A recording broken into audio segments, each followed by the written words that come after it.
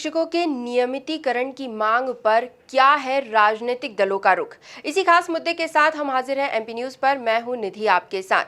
अतिथि शिक्षक लंबे समय से अपने नियमितीकरण की मांग कर रहे हैं। जब कांग्रेस की सरकार थी तब भी ये मुद्दा गरमाया हुआ था। अब जब शिवराज सरकार है तब भी अतिथि शिक्षकों के नियमितीकरण की मांग जस की तस बनी हुई है। यही वो मुद्दा है जिसे लेकर सिंधिया ने सड़कों पर उतरने की बात कह डाली थी। यही वो मुद्दा है जिसे लेकर सिंधिया ने अपनी ही पार्टी से बगावत कर डाली। और यही वो मुद्दा है जिससे कि मध्य प्रदेश में सरकार तक पलट गई। लेकिन ये मुद्दा अभी भी वैसा का वैसा बना हुआ है। आखिर कब पूरी होगी अतिथि शिक्षकों की ये मांगे?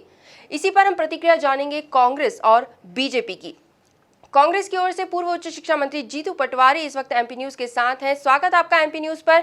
और आपसे हम जानना चाहेंगे कि इस पूरे मसले को लेकर आपकी क्या प्रतिक्रिया, आपको क्या लगता है क्या अब अतिथि शिक्षकों की मांगे आखिरकार पूरी हो सकेंगी? ये मेरा काम नहीं जवाब देने का। ये तो जिस व्यक्ति ने पहले भड़काया, फिर अतिथि विद्वानों के साथ ईमानदारी से काम कर रहे थे, 100% उनका मैं मंत्री था और हमने 40 फिलिंग से, न्याय से, पारदर्शिता से, ईमानदारी से हमने जो उनकी 40 फिलिंग की व्यवस्था की थी। केवल आमंत्रण पत्र बचे थे और सरकार चली गई, तो वो आमंत्रण पत्र ये सरकार जारी नहीं कर रही। 4-4 महीने से किसी प्रकार का उनको वेतन नहीं दिया। और ये जो लोग उनके हक की बात, हित की बात, सड़क पे आने की बात करने वाले आज मौन है, इनको सांप सूंघ गया। ऐसा क्यों? सवाल ये मैं लगातार कहता हूँ इस बात को कि अतिथि शिक्षक गुरु जिसकी आत्महत्या 63 लोगों ने कर ली, अतिथि शिक्षकों ने, ये सरकार के मुंह से कुछ नहीं निकला। तो मैं समझता हूँ कि ये तो अतिथि विद्वान प्रदेश, और आप जर्नलिज्म देखें कि इस तरह का अन्याय हो रहा है इस प्रदेश में। हम अतिथि शिक्षक, अतिथि विद्वानों के हर परिस्थिति में साथ। जी, लेकिन बात वही है कि जब कांग्रेस की सरकार थी तब भी यही मुद्दा बना हुआ था। तब कांग्रेस ने वादे किए थे कि जल्द से जल्द मांगे पूरी की जाएगी। अब जब शिवराज सरकार है तब भी यही कहा जा रहा है कि जल्द से जल्द वादे पूरे किए जाएंगे। लेकिन ऐसा नहीं लग रहा कि दो राजनीतिक दलों की लड़ाई के बीच कहीं ना कहीं शिक्षकों की मांगे जस की तस बनी हुई है? उनकी समस्या तो पूरी हो नहीं रही। काय का सत्ता की लड़ाई अलग है और सत्ता की लड़ाई से इससे क्या लेना देना। लोकतंत्र की हत्या की है, हम लोकतंत्र के लिए लड़ेंगे। ये कोई हमारी कांग्रेस पार्टी की है, हमारे स्वार्थ की लड़ाई थोड़ी है, प्रदेश की लड़ाई, आम जनता की लड़ाई। पर अतिथि विद्वानों का इससे क्या लेना देना? जब हमारी सरकार थी, जब अलग अलग भाषण देने वाले शिवराज सिंह चौहान आज मुख्यमंत्री हैं, अलग अलग बात करने वाले भारतीय जनता पार्टी के नेता आज सत्ता में है, तो क्यों इनके साथ न्याय नहीं करते भाई? जी, बहुत बहुत धन्यवाद आपका एमपी न्यूज से जुड़ने के लिए। तो कांग्रेस की तरफ से ये थी प्रतिक्रिया पूर्व उच्च शिक्षा मंत्री जीतू पटवारी की। लेकिन भाजपा का क्या रुख है अतिथि शिक्षकों की मांगों को लेकर, वो भी हम यहाँ पर जानने की कोशिश करेंगे। पूर्व शिक्षा मंत्री दीपक जोशी इस वक्त हमारे साथ मौजूद हैं। दीपक जी, स्वागत आपका एमपी न्यूज पर। और जिस तरह से आप सुन ही रहे होंगे कि जो चर्चा फिलहाल चल रही है कि अब जबकि शिवराज सरकार है और जैसा कि शुरुआत में वादे किए गए थे कि जल्द से जल्द अतिथि शिक्षकों का नियमितीकरण कर दिया जाएगा, अब सरकार को बने भी 5 महीने से ज्यादा होने आए हैं। ऐसे में आप क्या कहते हैं, क्या अब जाकर अतिथि शिक्षकों की मांगे पूरी हो पाएगी? लंबा इंतजार तो वे पहले ही कर चुके हैं। नहीं, सरकार तो मांग को पूरी करने के लिए मेरे ख्याल से प्रतिबद्ध भी है। लेकिन माननीय सिंधिया जी ने जब पार्टी छोड़ी उसके बाद कोरोना काल चल रहा था, आपको पता होगा।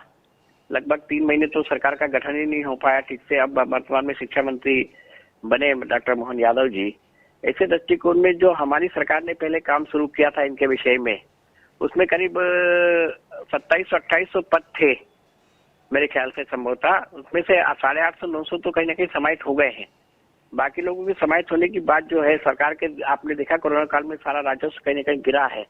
ऐसे दृष्टिकोण में सरकार निर्णय लेगी, लेकिन पहले प्राथमिकता कोरोना है। कोरोना के बाद अभी वर्षा काल आपने देखा, काफी बाढ़ है, किसानों की कुछ समस्या है, किसानों को गेहूं खरीदने का मामला था। ये बड़ी संख्या में सरकार ने बड़े फैसले लिए हैं।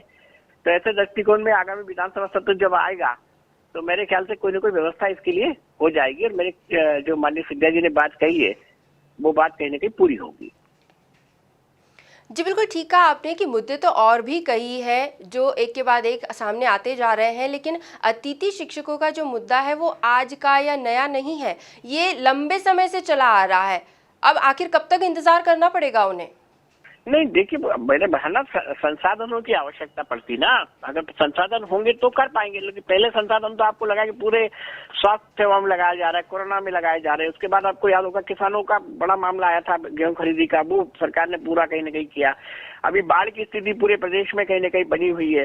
तो ऐसे दृष्टिकोण में आगामी सत्र जो विधानसभा का होने वाला है मेरे ख्याल से अगले महीने, उस सत्र में ये मांग कहीं ना कहीं पूरी होगी, क्योंकि सिंधिया जी जैसे जवाबदार आदमी ने इस बात को सरकार की तरफ रखा है, तो वो निश्चित रूप से उस जवाबदारी को सरकार पूरा करेगी। जी बहुत बहुत धन्यवाद आपका हमसे जुड़ने के लिए और अपनी प्रतिक्रियाएं हमसे साझा करने के लिए। तो बीजेपी और कांग्रेस का अपना अपना रुख बना हुआ है, लेकिन दूसरी तरफ अतिथि शिक्षकों के नियमितीकरण की मांग भी पूरी तरह से बनी हुई है। उसका कोई सॉल्यूशन अभी तक नहीं मिल पाया है। आखिर अतिथि शिक्षकों का ये इंतजार कब खत्म होता है, ये भी देखने वाली बात होगी। एमपी न्यूज की इस खास पेशकश में फिलहाल इतना ही। अन्य खबरों को जानने के लिए आप बने रहिए हमारे साथ, देखते रहिए एमपी न्यूज। धन्यवाद।